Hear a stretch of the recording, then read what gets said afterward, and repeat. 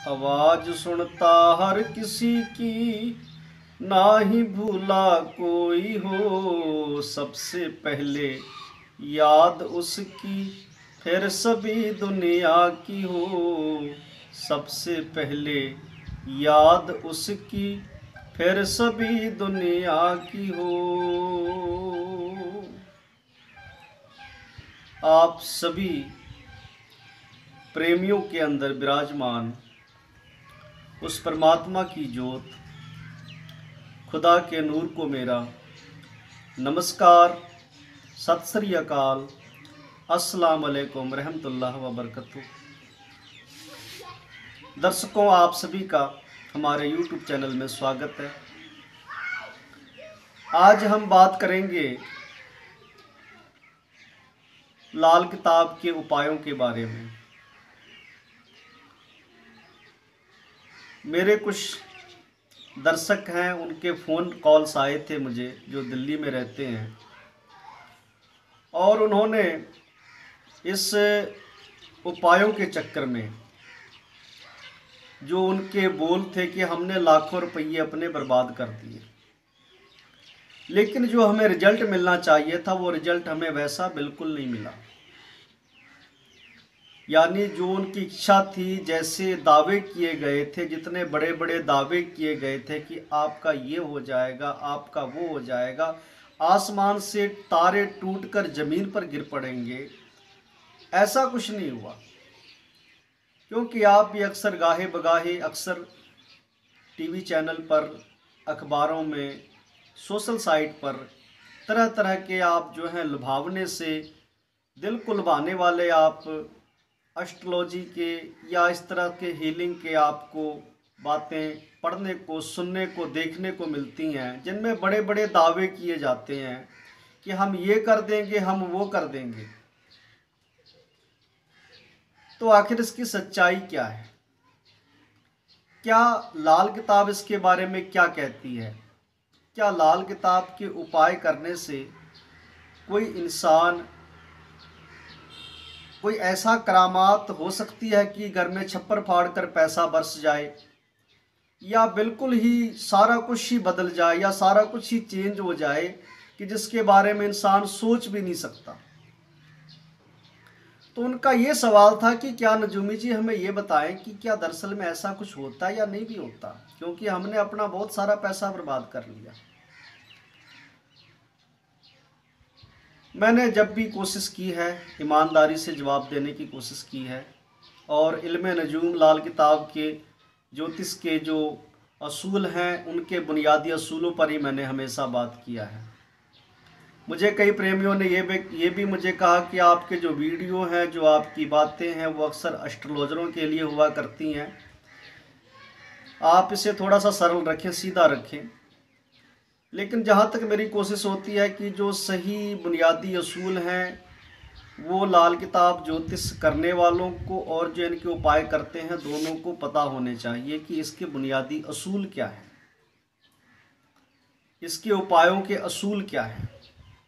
और मैंने भी हमेशा ईमानदारी से इसको आगे रखने की कोशिश की है, क्योंकि मेरे लिए सबसे जो बड़ी चीज़ है वो दीन और ईमान है। अगर दीन ईमान इंसान का कायम नहीं है तो वह इंसान कहलाने के लायक नहीं होता। लाल किताब में एक बहुत ही कमाल बात पंडित जी ने केतु ग्रह के ताल्लुकात में लिखा है कि केतु नेक मौका सनास, केतु बद मौकेबाज। आप कभी भी सफ़र में या कहीं भी कोई अनजान आदमी आपको मिलता है, अगर वो आपका पर्स मार जाए, आपका पर्स नीचे गिर पड़ा, या आपका मोबाइल नीचे गिर पड़ा, या आपके जेब में से निकाल जाता है, या मौके का फ़ायदा उठाता है, उसे लाल किताब कहती है कि है तो केतु की चालाकी, मुसाफरी की चालाकी, लेकिन ये केतु बद की है, मंदे की है। लेकिन अगर आप नेकी का काम कर जाते हैं तो इसे कहते हैं कि ये केतु नेक है, जिसे कहते हैं मौका सनास। मौकाबाज और मौका सनास, इन दोनों में बहुत फ़र्क है। मौकेबाज का अर्थ होता है जो गलत फ़ायदा उठाता है, और मौका सनास यानी जो वक्त की पहचान करता है। तो मेरी शुरू से कोशिश रही है कि मैं दीन ईमान पर अपने कायम रहूं, और बाकी इज्जत जो है वो देना उस परमात्मा के हाथ में है, खुदा के हाथ में है। इज्जत भी वही देता है, जिल्लत भी वही देता है। तो मैं बात करूंगा लाल किताब से। लाल किताब में 2 सूरतें हैं उपायों के बारे में। ये क्या इसके हालात हैं, किस पर ये काम करते हैं। पंडित जी 2 हवाले देते हैं। पहला हवाला है कि उपाय का क्या लाभ है। पंडित जी इसको बाखूबी बयान करते हैं कि अगर आपकी किस्मत की नाली, जो आपकी किस्मत है ना, ये एक प्रकार की नाली है। अगर आपकी किस्मत की नाली में पीछे से पानी तो आ रहा है, लेकिन रास्ते में कंकर पत्थर या गंदगी नाले में पड़ गई, जैसे हमारे सीवरेज होते हैं, अगर वो जाम हो गया तो जो नाली का जो पानी है वो तो आएगा। किस्मत की नाली जो है, किस्मत का जो पानी वो तो आएगा, लेकिन वो रुक रुक कर आएगा, और रुका हुआ पानी हमेशा गंदा होता है। जो पानी खड़ा हो जाता है उस पानी में से मुस्क आने लग जाती है। ठीक इंसान के साथ भी ऐसा होता है। जब उसके किस्मत में जो लिखा है, जब उसे वक्त पर ना मिले, ढंग से ना मिले, तो जिंदगी जीने का मजा नहीं आता। उसके जिंदगी में एक बदबू सी भर जाती है, और वो कहता है कि मैं कुछ कर लूं अपने आप को, या मेरा किस्मत साथ नहीं दे रही। किस्मत उसके साथ भी है, लेकिन किस्मत उसका साथ नहीं दे रही है। तो मैं उन भाई साहब को मैंने एक सिंपल सा लॉजिक जो है आम भाषा में समझाया, जो आज का मॉडर्न ज़माना है। आज आपके घर पर, हमारे घर पर भी पानी की टंकी होती है। मेरे घर पे भी पानी की टंकी है। किसी के 1000 लीटर, किसी के 2000 लीटर है। मेरा छोटा परिवार है, मैंने 1000 लीटर की टंकी अपने घर पे रखी है। फर्ज करें वो पानी की जो टंकी है उसमें काई जम जाए, पाइप खराब हो जाए, टूटियों में काई जम जाए, तो जो पानी हमारी टंकी में है वो 1000 लीटर ही है। ध्यान देना, जो पानी 1000 लीटर की टंकी है वो पानी उतना ही रहेगा, ना तो उसमें पानी एक बूंद कम होगा ना एक बूंद ज़्यादा होगा। लेकिन उसके बावजूद भी जो टूटियों में पानी आ रहा है वो पानी हमें रुक रुक के आ रहा है। उस पानी का हम उपयोग नहीं कर पा रहे, या पानी गंदा आ रहा है, पीने के लायक नहीं है पानी। फिर हमने क्या किया, हमने कोशिश की, हमने हिम्मत की। हिम्मत मर्दे मद्दे खुदा। हमने हिम्मत की, हमने जाकर टंकी को खोला, टंकी को साफ किया। जहां पर पाइप में कोई कमी थी, पाइप को रिपेयरिंग करवाई। टूटियां अगर रिपेयरिंग करने वाली थी तो रिपेयरिंग की, नहीं तो उसे टूटियों को हमने बदल दिया, या उसकी जो जाली होती है जाली को निकालकर हमने ब्रश मार के साफ कर दिया। तो क्या हुआ, जो पानी हमें रुक रुक कर आ रहा था, जो पानी गंदा आ रहा था, जिस पानी में काई आ रही थी, जिस पानी से बदबू आ रहा था, उस पानी की रवानगी बढ़ गई और हमें पानी बहुत बढ़िया मिलने लग गया। लेकिन इसका मतलब ये नहीं है कि पहले हमारे पास 1000 लीटर पानी नहीं था। पानी हमारे पास 1000 लीटर तब भी था और पानी अब भी है। लेकिन फ़र्क ये है कि जो वो पानी था वो रुक रुक कर आता था, बदबू मारती था, उसमें गंदगी थी, लेकिन अभी वो पानी हमें साफ मिल रहा है। तो लाल किताब के उपाय भी बिल्कुल यही हैं। लाल किताब के उपाय ये नहीं है कि आपकी किस्मत में अगर 1000 लीटर पानी है तो ऐसा नहीं कि आप 5000 लीटर पानी इकट्ठा कर लोगे। पानी आपको उतना ही मिलेगा जितनी आपकी किस्मत में है, आपको उतना ही मिलेगा जितनी आपकी किस्मत में है। लेकिन कहते हैं कि किस्मत से ज़्यादा वक्त से पहले कुछ नहीं मिला करता। तो किस्मत में जितना था उतना तो है, लेकिन वक्त जो है, वक्त हमारा खराब चलता है। किसी आदमी की किस्मत खराब नहीं होती। जो समझदार होते हैं वो कहते हैं हमारी किस्मत खराब नहीं, हमारा वक्त खराब चल रहा है, समय खराब चल रहा है। तो ये लाल किताब जो है समय को संभालने के लिए ही हमें एक रास्ता दिखाती है, आर्ट ऑफ लिविंग दिखाती है कि हम उपायों को करके, हिम्मत मर्दे मद्दे खुदा, कि हम अपनी हिम्मत करके जो कमजोरियां हैं उन कमजोरियों को दूर कर सके। उस कमजोरियों में 2 तरह के उपाय हैं। एक तो बहाने दबाने वाले या धर्म स्थान मंदिर में देने वाले हैं, और कुछ उपाय ऐसे हैं जिसमें अपने आप को बदलना होता है। अपने अंदर एक रवानगी लानी होती है, अपने स्वभाव को चेंज करना होता है, अपनी आदतों को चेंज करना पड़ता है ग्रहों के अनुसार। ये अपनी हिम्मत होती है, बहुत हिम्मत की बात होती है। लोग तो सोचते हैं कि पता नहीं सिर्फ दबाने से, बहाने से, जलाने से काम चल जाएगा, लेकिन ऐसा बिल्कुल नहीं। ये उपाय का सिर्फ 10% हिस्सा है। 60% 70% हिस्सा जो है वो ये है कि अपने आप को सुधार लेना। ये तो हो गए उपाय किस्मत के लिए।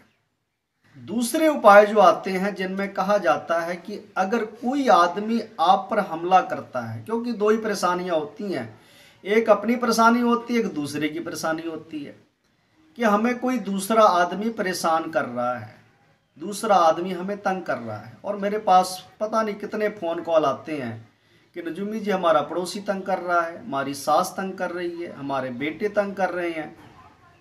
तो हमें कोई ऐसा बताओ कि वो बिल्कुल, अब मैं अपनी सास को बिल्कुल मैं बोलने ना दूं, मैं उससे तबाह कर दूं मैं, या क्या पता वो यहाँ से रवाना ही कर जाए, या जो मेरा पड़ोसी है जो मेरे से जलता है मैं उसको बिल्कुल बर्बाद कर दूं। तो कुछ लोग ये सोच कर आ जाते हैं कि ये जो लाल किताब करने वाले हैं ये हमें ये काम भी, और कुछ लोग करने का दावा भी करते हैं कि हम बिल्कुल ऐसा कर सकते हैं। लेकिन लाल किताब क्या कहती है? पंडित जी ने जो बेसिक बुनियाद, जो बेसिक बात लिखी है, उसमें पंडित जी पहले पन्ने पर लिखते हैं, जो आप स्क्रीन पर देख भी सकते हैं। पंडित जी लिखते हैं कि अगर कोई आदमी जो हमला करे आप पर, यानी कोई शेर आप पर हमला करे, शेर का लफ्ज पंडित जी ने इसलिए लिया कि शेर सबसे बहादुर होता है। एक शेर का और इंसान का मुकाबला क्या, यानी कि आपका जो दुश्मन है वो इतना बहादुर हो जितना शेर होता है। अगर शेर भी आप पर हमला करे तो ये जो लाल किताब के उपाय हैं, या जो इसमें सावधानियां बताई गई हैं, या जो जीने का ढंग बताया गया है, उसके तरीके से वो जो शेर होगा उसके बीच और आपके बीच एक गैबी दीवार खड़ी करता जाएगा। जिससे क्या होगा कि जो शेर है वो जितनी छलांग लगाने की कोशिश करे आप पर अटैक करने की, अगर और ऊंचा करे तो और दीवार ऊंची होती जाएगी, और आखिर में वो जो शेर है वो आप पर हमला करने का इरादा छोड़ देगा और आपको छोड़कर चला जाएगा, या हो सके वो आपसे दुश्मनी ही खत्म कर ले। तो लाल किताब कभी भी किसी का नुकसान करने के बारे में कोई भी बात नहीं करती है। लाल किताब में सीधे सीधे अगर हम कहें तो ये सेल्फ प्रोटेक्शन के लिए, अपने आप की हिफाजत के लिए है, ना कि किसी को बर्बाद करने के लिए, ना किसी को अटैक करने के लिए। और जो लोग ऐसा दावा करते हैं उनसे सावधान रहना चाहिए। चाहे कल ये बात मैं ही खुद आपको क्यों ना कहूँ, तो आप मुझसे भी सावधान रहें, क्योंकि लाल किताब जो एक आर्ट ऑफ लिविंग है, उसमें हमारे जो हिंदुस्तान का जो हमारी पुरातन जो सभ्यता है, जो हमारा एक कल्चर है, उस कल्चर का एक समावेश है, जिसके तहत पंडित जी ने बहुत सारी बातें हमें ऐसी बताई हैं जो पहले से ही हमारे सामाजिक एक नीति के तौर पर मौजूद थी। उसे ग्रह नक्षत्रों के साथ जोड़कर पंडित जी ने और हमें विस्तार में समझाया है। तो लाल किताब में दो ही उपाय हैं, एक तो है हिम्मत कि भाई तुम अपनी हिम्मत करो, और दूसरी है कि भाई अपनी सुरक्षा करो। हिम्मत करो और अपनी सेल्फ प्रोटेक्शन करो, ये दो ही उपाय हैं, तीसरा कोई उपाय नहीं है। अगर कोई भी ज्योतिष विद्या में कहीं भी, चाहे तंत्र मंत्र से लेकर चाहे वो कोई भी गैबी इलम हो, किसी भी गैबी इलम में ये दो ही उपाय होते हैं कि जो किस्मत में कोई परेशानी है उसको दूर करना, अल्टरनेटिव के तौर पर हल्की सी मदद मिलती है, और अगर कोई आप पर हमला कर रहा है तो सेल्फ प्रोटेक्शन के लिए आप एक दीवार खड़ी कर देते हो। इसके अलावा और कुछ भी नहीं होता। इसके अलावा जो भी होता है वो शैतान का काम होता है।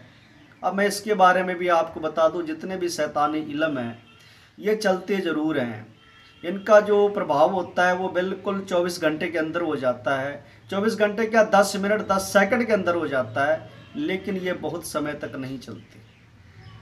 इसने आपने वो कहानी सुनी होगी कि जो एक शैतान था वो पीछे पड़ गया, भी मेरे को ठीक है मैं तेरे पास रहूँगा, तू मेरे को काम दे। तो उसने बोला ठीक है। अब वो बेचारा दुखी हो गया, जो काम बताता शैतान को वो उसी टाइम कर देता था। तो शैतान को तो काम चाहिए। फिर किसी समझदार ने बोला, फिर सियाने ने, तो ऐसा कर, अपने घर में एक डंडा एक बहुत बड़ा खड़ा कर, तो पिलर खड़ा कर दे, और इसको बोल भी तो ऊपर चढ़ और नीचे उतर। तो जो शैतानी चीज़ें हैं, जो शैतानी ताकतें, जब आप उनसे मदद लेते हो, वो काम करने के बाद जब फ्री हो जाती है तो उन्हें तो कोई ना कोई काम चाहिए। वो अगर आगे नहीं मारेंगे, आगे मार के आएंगे तो फिर आपको मार देंगे वो। तो ये लाल किताब ना तो शैतानी इल्म है, ना इस प्रकार के तरफ की कोई बातें करती हैं। कुछ लोग इसको ऐसी तरफ चीज़ों की ले जाकर लोगों को थोड़ा कंफ्यूज करते हैं, या शायद कुछ लालच की वजह से ऐसा करते हैं, तो उन्हें भी ऐसा नहीं करना चाहिए। और अगर आप ये सोचते हैं कि लाल किताब के उपाय करने से हम टाटा बिरला अंबानी बन जाएंगे, हम बहुत छप्पड़ फाड़ कर हमारे घर में पैसा आ जाएगा, वो जो नहीं है वो हमें मिल जाएगा, जो हमारी किस्मत में नहीं वो हमें मिल जाएगा, तो ये आपका एक वहम है। ऐसा कुछ भी नहीं होता। वक्त से पहले किस्मत से ज़्यादा कुछ भी नहीं मिलता। किस्मत खराब नहीं होती है, वक्त खराब होता है।